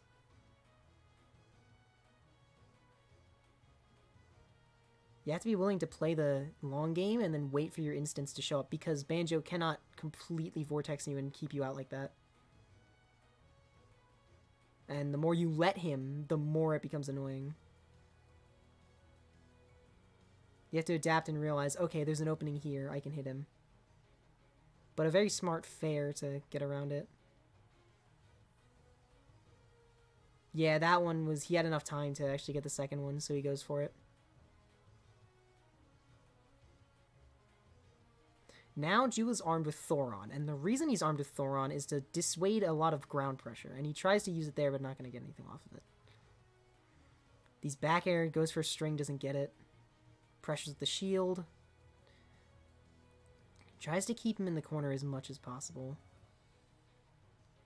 And Jewel's content to, like, sit and wait for his opportunity, because he knows it will come.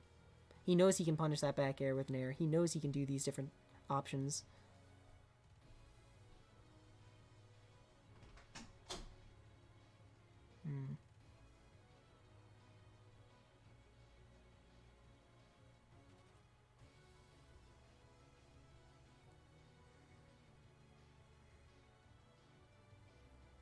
Down throw Nair. He wants to put him off stage. Never shield Arc Thunder. As you can see, he's waiting for it to be gone so he can then slowly start to take center and move in. Try to dash attack. Doesn't get a punish on the whiff dash attack though. This is a really smart... Okay, so Jewel here, this is something that really needs to be appreciated. He goes down, uses the drift and the jump, the empty hop, to get off ledge. And Ray tries to call him out like for jumping with a fair, but he double jumps and goes high and does this. And then he neutral air dodges through the up tilt. No, the up air, not an up tilt. And Ray wants to grab, so he jumps away again, and then back airs him for it.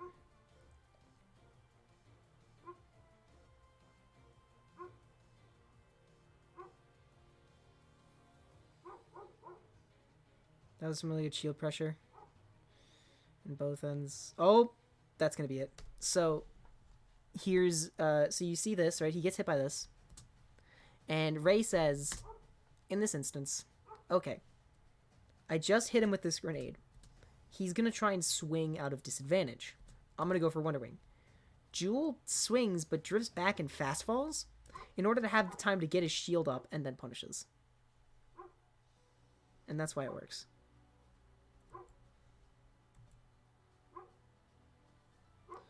Okay.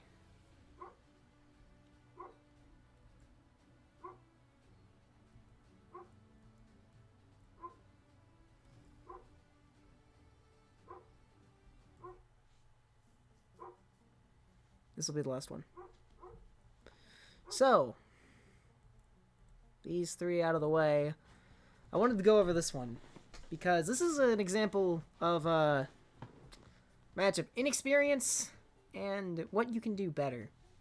So, Dath shows, Dath already gets off to a start, and you can already see, okay, Salem's threatening the crawl.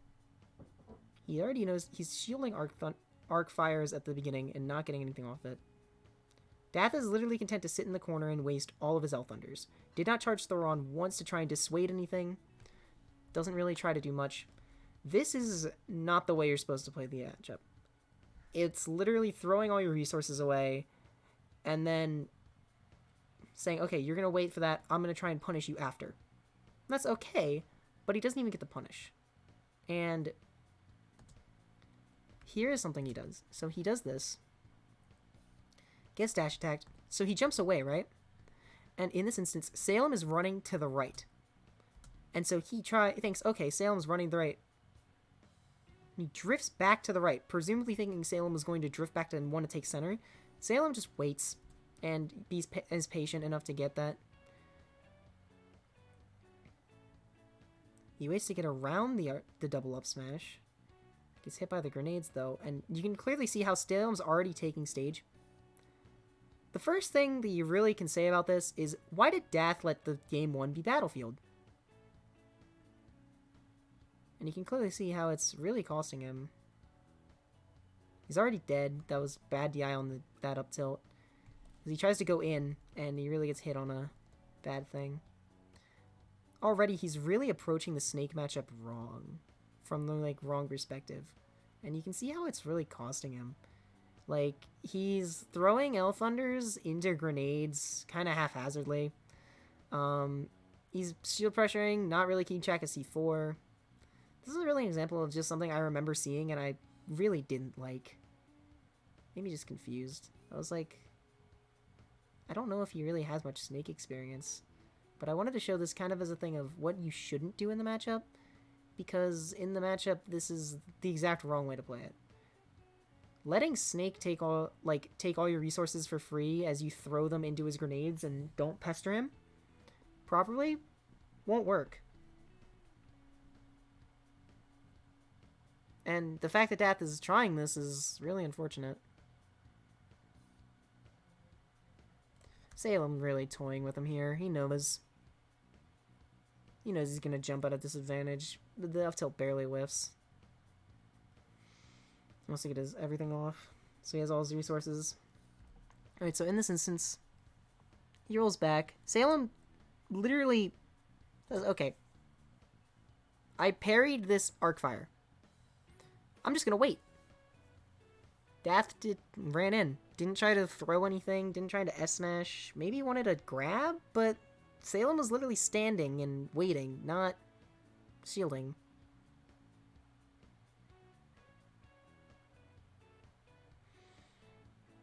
Right there he was shielding.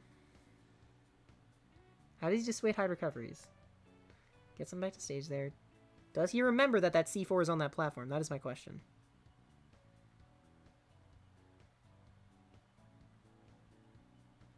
He has not used Arc Thunder once to dissuade Salem approaching. He really just wants to throw out Thunders until Salem goes away.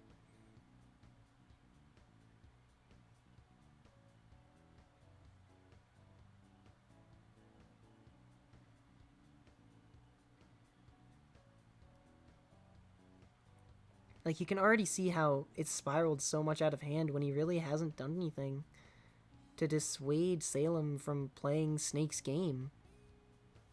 Like, why are you letting Snake play his game? Yeah, that's jab being jab on a roll. Not really much he could do about it. And he didn't even go down in back air. He just let him recover.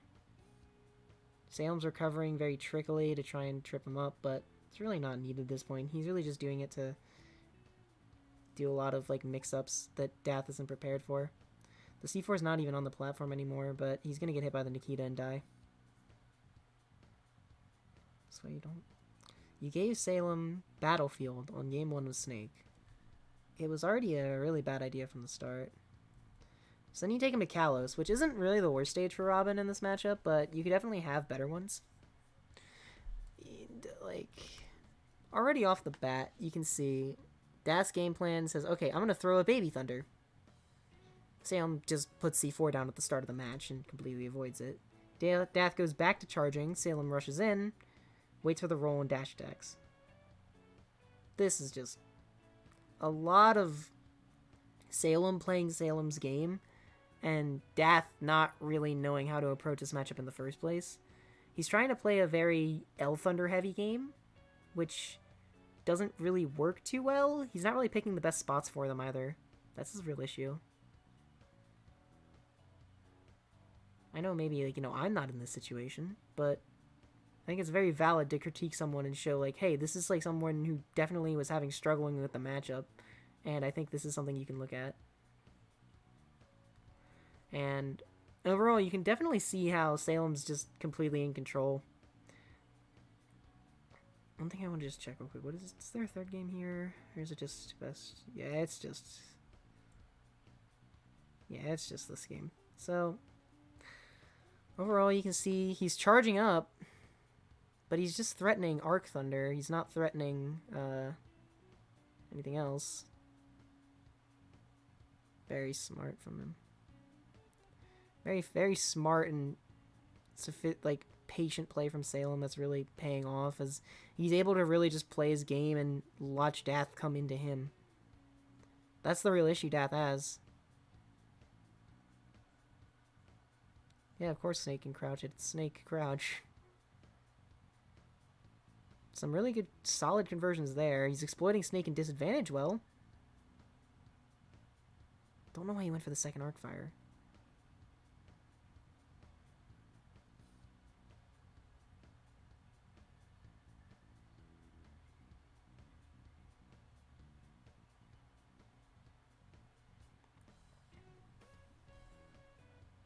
This is really unfortunate.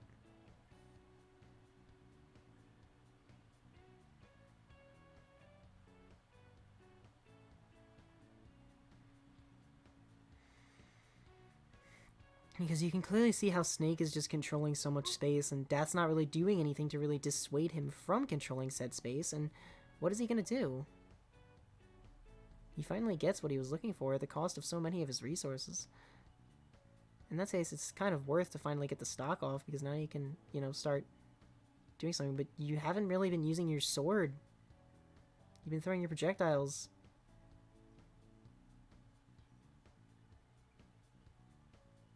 He uses his sword, like, for landing and things like that, but where's the dissuading, like, hey, you know, you're in the space. I'm gonna hit you. You can do things with Nair, you can do things with spacing out with Fair and Nair, but don't even see that usually. He's just getting juggled, and it feels like he's just a spellcaster. He's not really a swordsman. Yeah, that's just an unfortunate case of, you know, Snake being Snake. Ducking it. He also is ignoring the items for the most part, which is unfortunate. I just wanted to look at this again because I remember seeing this on stream, and I wanted to see if it was really as bad as I remembered. I felt bad for Dath. I was like, I really wish, you know, he knew it. He really, you know, had a better grasp on this matchup, because this was not a good look. Salem just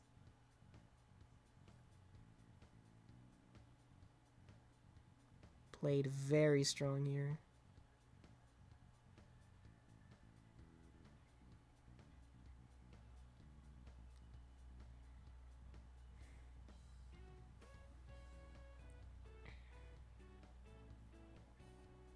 Salem really is showing off, though. He does have a lot of very good movement, very strong and very interesting ideas, but that I say is able to execute, which is very interesting. I like watching it. Just I feel like Dath doesn't really have an idea of what he can do against it, which is what's costing him so severely.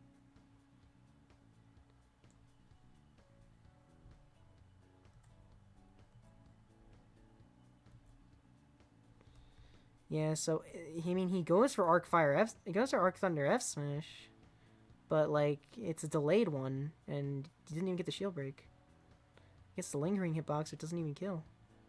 It's very unfortunate. Salem's gonna go back. He's been doing that every time. Salem does this. Salem did this every time. He said, "Okay, I'm just gonna drift back. I'm just gonna B reverse. You know, go back, go to ledge." Against Robin, you really shouldn't be getting off ledge for free. Salem has a lot of tricks, but that doesn't mean you should be able to get off for free. That was another one you should have had. And he gets up tilted for it, yeah.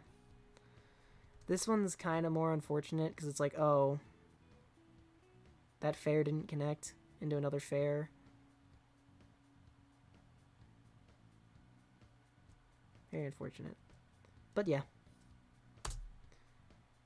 That's really all for VOD analysis for now. A lot of fun. Thank you for the people who tuned in.